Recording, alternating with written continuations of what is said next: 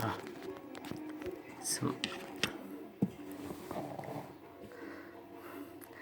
มายเลอะก่อนกำโมก่อนกำโมสมโมไล่สมายโลมาจัดดาตอนสงีเนยมาไกมาจัดพร้อมเยอะ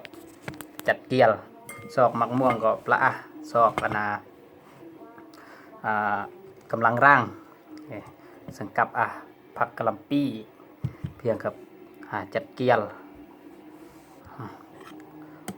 มาพร้อมเยอะ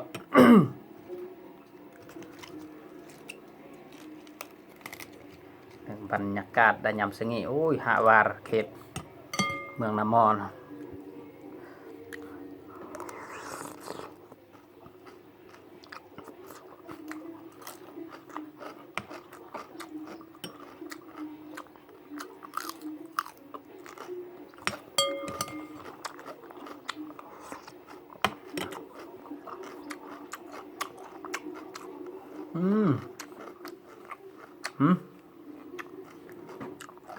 ตำเองมาเองตำแบบ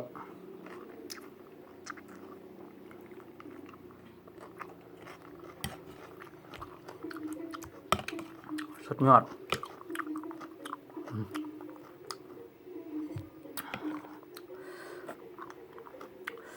ควบ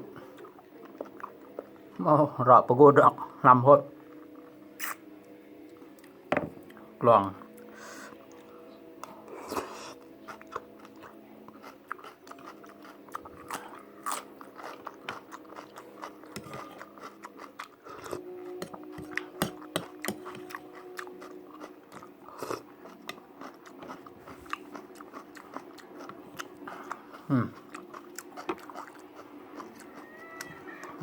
ส่วนที่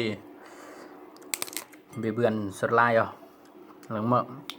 หักไม่มอนมันจูเบจับ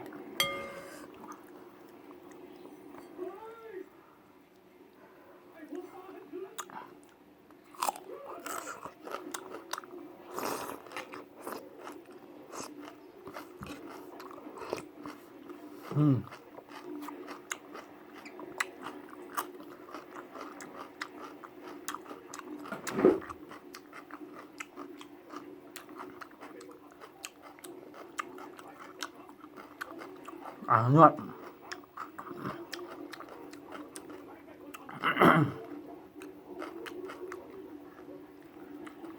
กล่องปอดอุ่นมาถึงครอนกล้องอุ่นเปลยกูดคุ้มเปลยลินเกม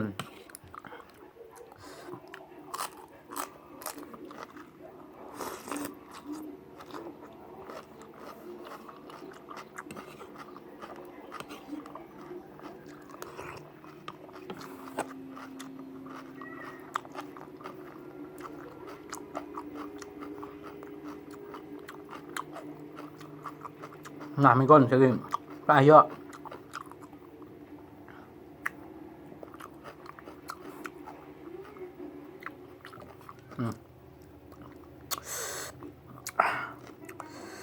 หอยออกอาการเรียนอมกุยอด เรียนอาการแล้วเด้เริ่มพรีแล้วอาการก่อน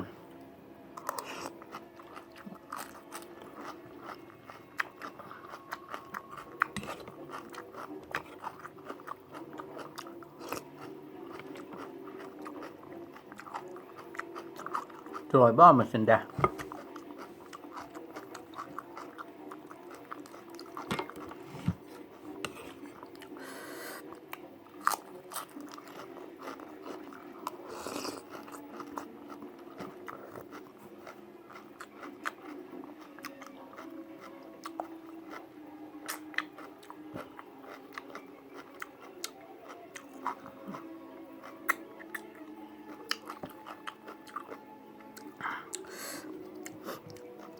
เมื่อ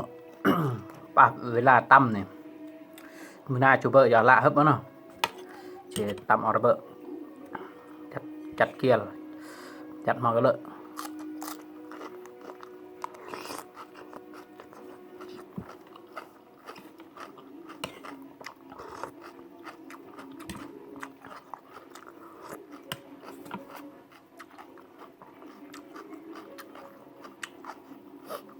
ส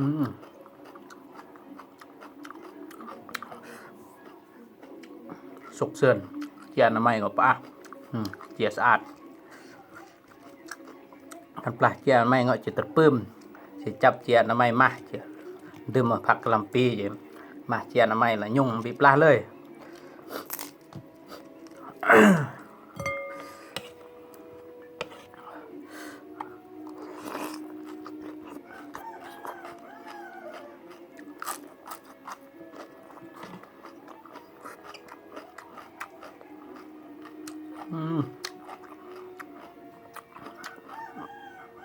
นวดกับว่าง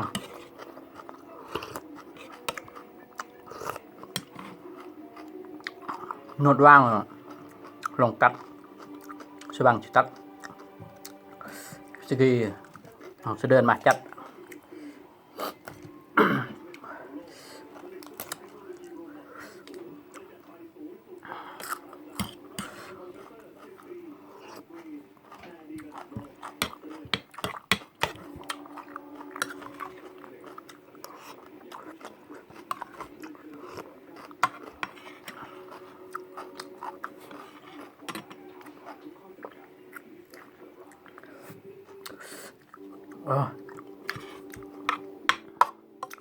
ทางจัดทางพริ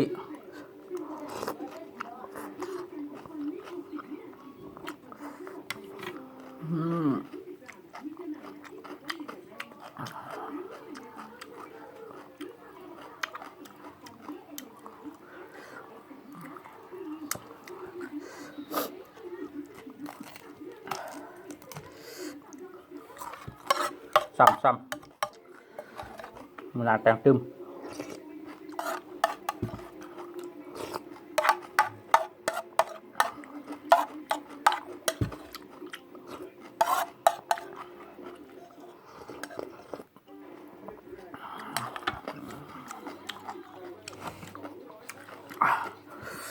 เรียบร้อย